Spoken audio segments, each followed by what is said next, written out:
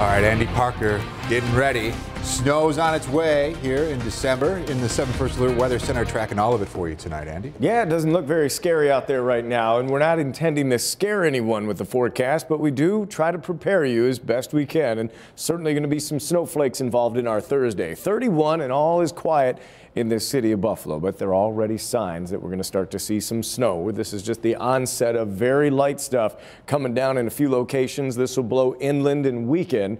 The band that we're so used to seeing won't develop until later tonight, but let me show you who's seeing some snow right now. Flurries might be there in sections of South Buffalo over into the Frontier District. We're going down to Aurora, looks like Orchard Park, Boston, Eden. Starting to see the brighter whites in sections of the hills in Chautauqua County, and that includes areas that were pretty hard hit with the last time around, although this area may not catch the brunt of everything this time around as it focuses a little further to the north. We may be seeing a few flurries all the way down to Jamestown and Bradford out of this, but not enough to cause you any problems tonight. At the bus stop tomorrow, not only are we going to have temperatures in the 20s, but we're going to have gusty winds and migrating lake effect snow. It's good enough for a D- on Thursday morning. Let me show you what we have. The winter weather advisories are up for a lot of affected communities all the way from Batavia down to Jamestown and on the other side of the border of Bradford for wind and snow. The timeline in all this just in time for the morning commute for the city.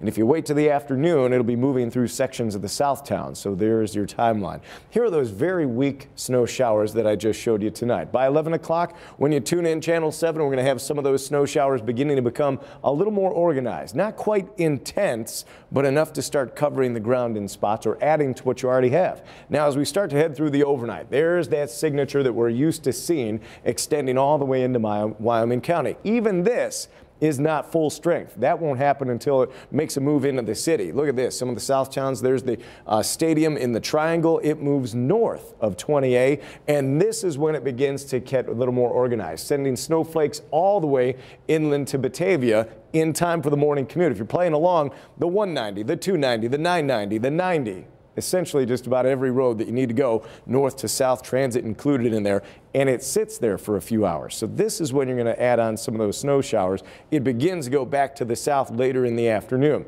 These are where the totals are going to start to spill. Notice it's not deep sections of the southern tier, but more of a south town. Even a city for a while could get into the 3 to 6 category. That could push its way almost out to Batavia, but probably holding just to the west of that. Now sections of the deeper south towns are going to get involved as well. Kind of a 1-2 shot. Some tonight, a few inches there, and then as it comes back on through, a pretty good burst of snow adding to that total. That's how you get to the 6-inch mark there. Same thing for the hills, a lot less, but a tricky evening commute south of this city.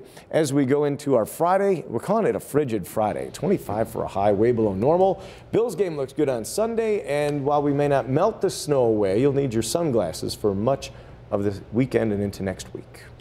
I was one of those who procrastinated on getting my snowblower tuned.